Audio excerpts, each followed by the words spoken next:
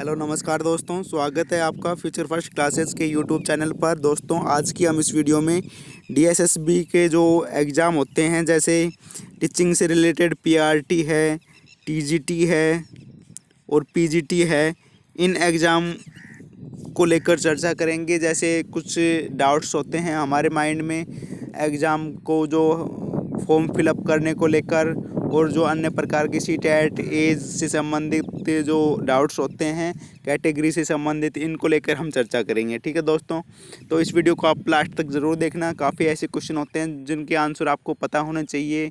ठीक है, तो शुरू करते हैं वीडियो को। सबसे पहले मैं आपको बता दूं कि टीचिंग जो एग्ज़ाम होते हैं DSSB के, वो मोस्टली स्पीड टेस्ट होते हैं। ठीक है, दो प्रकार के एग्ज़ाम हैं। आज का जो कंपटीशन है उसके हिसाब से दो प्रकार के एग्ज़ाम हैं। दूसरा है नॉलेज टेस्ट। ठीक है, एक होता है स्पीड टेस्ट और एक होता है नॉलेज टेस्ट। ठीक है, जो DSSB का एग्ज़ाम होता है वो स्पीड टेस्ट प्रकार का एग्ज़ाम है। कैसे है इसका भी मैं आपको बताऊंगा। ठीक है, तो आप देख सकते हैं कि जो DSSB का जो एग्ज़ाम है वो स्पीड टेस्ट है, क्योंकि इसमें जो टाइमिंग है वो आपको कम मिलता है और आपको उसमें ज़्यादा से ज़्यादा क्वेश्चन करने होते हैं। ठीक है, और जैसा अदर्स जो एग्ज़ाम होते हैं, जैसा रिट है, KVS है, NVS है, उनमें क्या होता है कि नॉलेज बेस पे टेस्ट होता है। ठीक है, आपको टाइम बहुत ज़्यादा मिलेगा।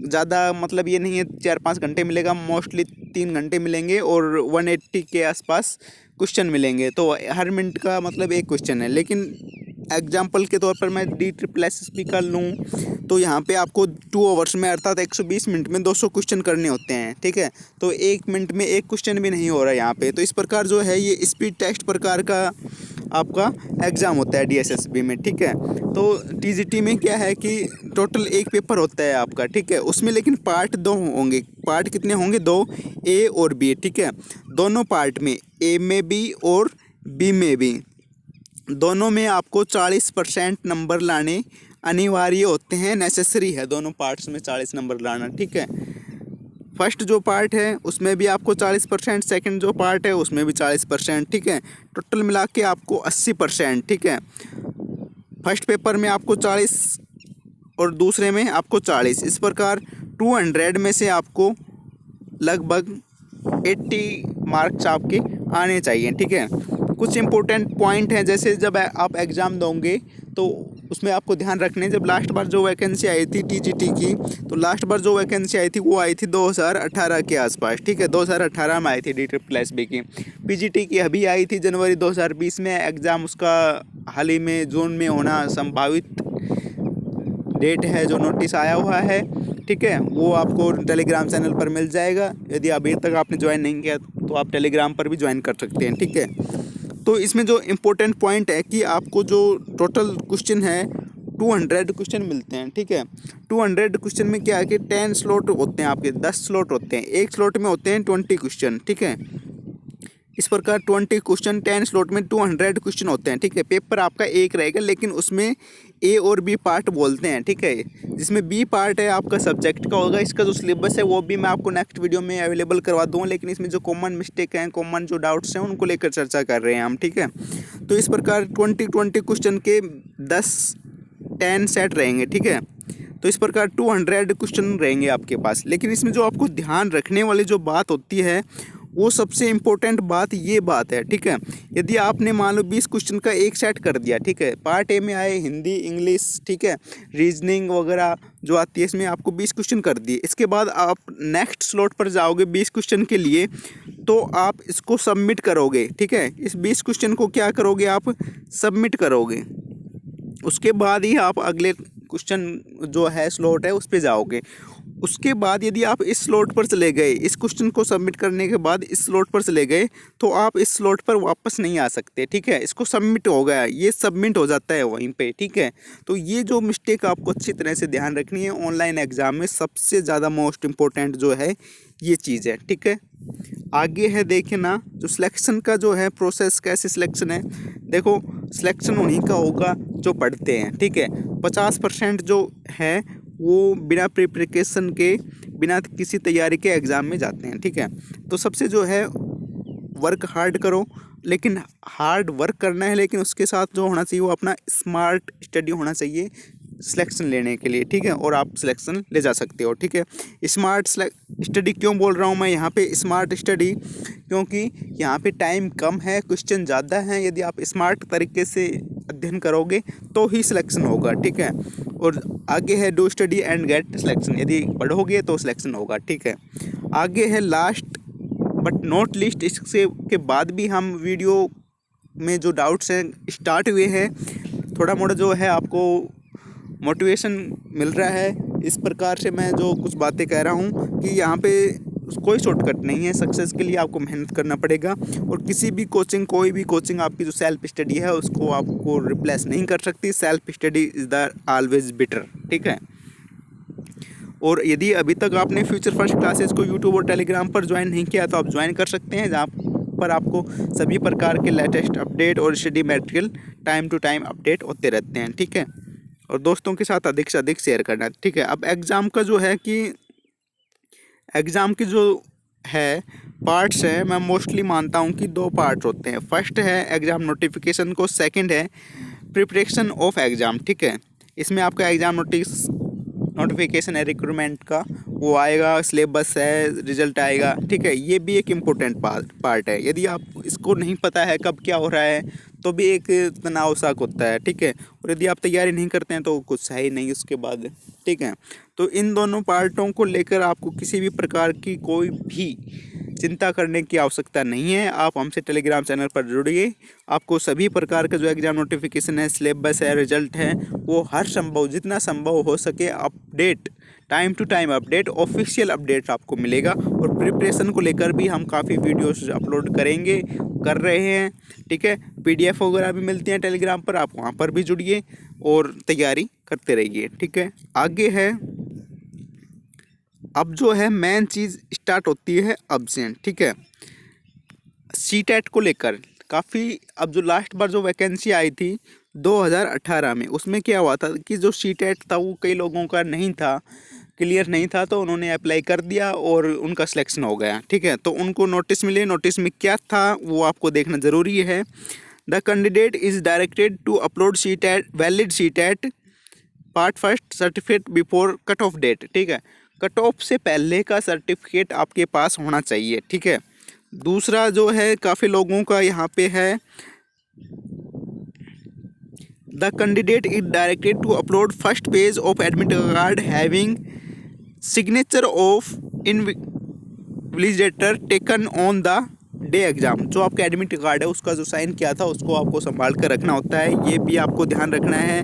और फर्स्ट जो बात बताई है कट ऑफ पहले से जो CTET है वो आपको क्वालिफाई करके रखना है जब भी CTET हो। यदि ये CTET नहीं हुआ है तो आपको कट ऑफ पहले से आपको उसको क्वालिफाई करना है, ठीक है। ये जो बातें हैं आपको कोई भी नहीं बताएगा यूट्यूब पर, काफ़ी ज़्यादा डाटा को हमने शामिल किया है, ठीक है। पूरा जो लास्ट 3 से 4 साल का जो डाटा है, क्या हो रहा है क्या नहीं हो रहा, उसको लेकर हमने इसको इकट्ठा किया और आपके सामने प्रस्तुत कर रहे हैं, ठीक है। अब देखना इसमें जो है OBC का सर्टिफिकेट, OBC का जो सर्टिफिकेट है मैं आपको बता दूं, जो अदर स्टेट से हैं, आउट ऑफ दिल्ली हैं, ठीक है। जो कैंडिडेट आउट ऑफ दिल्ली हैं वो काउंट होंगे जर्नल में, लेकिन जर्नल में कौन काउंट होगा, OBC वाला ही, ठीक है। जो OBC में है वो जर्नल में काउंट होगा, लेकिन जो अदर कैटेगरी है जैसे SC ST है वो इसी कैटेगरी में रहेगा, चाहे इंडिया के कोई से भी स्टेट से हो, कोई से भी क्षेत्र से हो, ठीक है। जो SC ST में है वो SC ST में रहेगा, लेकिन जो OBC में है वो जनरल में काउंट होगा, ठीक है। इसके साथ भी देखना ये जो रोल नंबर था इसके साथ भी यही हुआ है कि candidate has upload CTET after cut off date. इन्होंने जो अपलोड किया था वो CTET का जो सर्टिफिकेट था कट ऑफ के बाद का अपलोड किया था जब EDOZR मांगे गए। तो इसमें क्या है कि उसको 2 अपॉर्चुनिटी भी दी गई। ये डेट है इनके बीच में कि जो CTET है एस कट ऑफ डेट से पहले का CTET अपलोड करना होता है, वहाँ पे प्रस्तुत करना होता है, ठीक है। इस चीज़ को आपको ध्यान रखना है। इसका रिजेक्ट हो जाता है फार्म, देख सकते हैं आप, not having CTET as cut off date से पहले का, ठीक है। ये तो कट ऑफ डेट पहले का है। अब जो आता है नोटिफिकेशन का, उसमें तो ये है कि लास्ट डेट से पहले ही हो जाना चाहिए। लेकिन यदि आपका सीटेट नहीं है तो भी आप एप्लीकेबल हो, भर सकते हो, लेकिन आपका जो है कट ऑफ आ जाए उससे पहले आपका सीटेट भी आपका क्लियर हो जाना चाहिए। ठीक है, ये लास्ट चांस होता है, इसमें ध्यान देने की बात है। ठीक है, अब है कि जो सबसे ज़्यादा कॉमन क्वेश्चन है कि हम जो है फाइनल में थे, बीएड या डीएड कर रहे थे, तो रिजल्ट से पहले जो सीटेट आया था वो पूरी तरह से वैलिड है। ठीक है, और सैकड़ों स्टूडेंट इस तरह की सिचुएशन के बावजूद भी केवीएस और डीएसएसबी में सर्विस कर रहे हैं। इसको लेकर आपको चिंता नहीं करनी। यदि आपका पहले से सीटेट क्लियर हो गया जब आप फाइनल बीएड या डीएड थे, तो उससे पहले तो आप उसका जो है ये वैलिड रहेगा। ठीक है, इसको लेकर कोई चिंता करने की आवश्यकता नहीं है। देखो, अब सबसे इम्पोर्टेंट है 4th नंबर का जो पॉइंट है वो, इस पॉइंट को आप अच्छी तरह से रीड करना। The successful candidate will be required to submit, क्या क्या सबमिट करना होगा उनको, self attested copies of the document, जो भी डॉक्यूमेंट मांगे जाए उनकी सेल्फ अटेस्टेड, मतलब सेल्फ अटेस्टेड करेगा। और एडमिट कार्ड कौन सा, कंटेंटिंग सिग्नेचर, जो एडमिट कार्ड है उस पर जो सिग्नेचर करेगा, जो आपकी परीक्षा में जो जिसकी ड्यूटी लगी है वो आपको रखना है। Use in exam along with the hard copy the print out of online application. ठीक है, form in OARS at the time verification of document, जब आपका डॉक्यूमेंट का वेरिफिकेशन होगा, जब आपको इन बातों का ध्यान रखना है। स्पष्ट रूप से यहाँ पे लिखा हुआ है, ऐसा नहीं है कि आपको एडमिट कार्ड है वो फिर एग्ज़ाम दिया, बस पार्टी शार्टी किए और उसमें फेंक दिया डस्टबिन में। ठीक है, इस चीज़ को आपको अच्छी तरह से ध्यान रखना है। वेरी इंपॉर्टेंट वीडियो है ये, दोस्तों के साथ ज़रूर शेयर करें।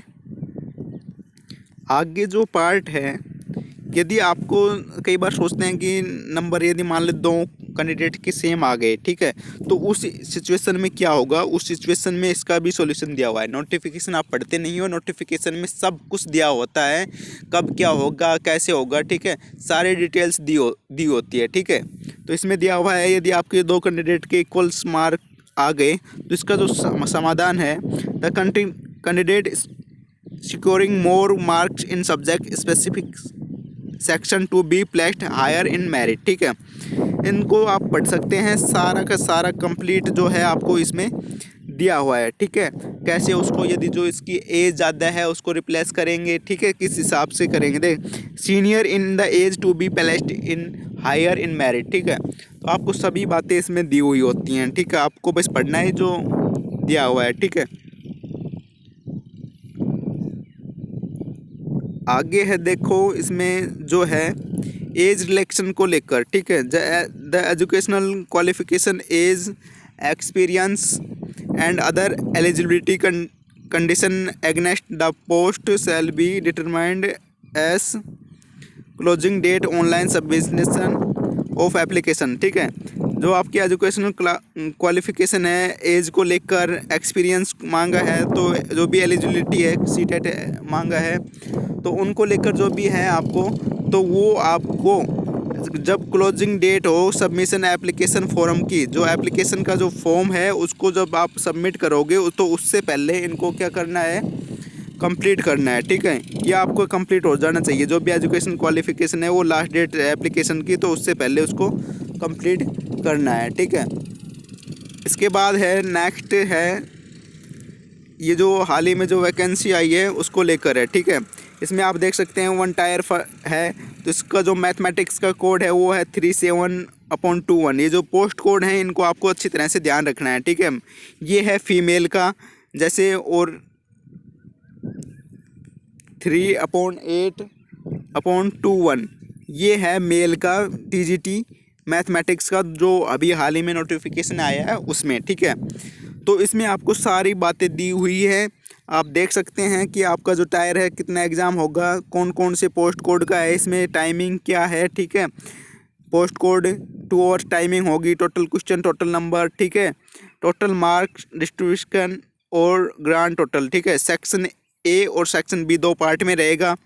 सेक्शन ए में क्या रहेगा, ठीक है, कौन कौन से पार्ट आएंगे इसमें, general awareness, general intelligence, reasoning ability, arithmetical numerical ability, और हिंदी इंग्लिश जो है वो लैंग्वेज, ठीक है। इसी प्रकार जो आप देख सकते हैं सेक्शन बी में दिया हुआ है, इसकी जो डिटेल वीडियो है सिलेबस की मैं वो भी अपलोड कर दूंगा, ठीक है।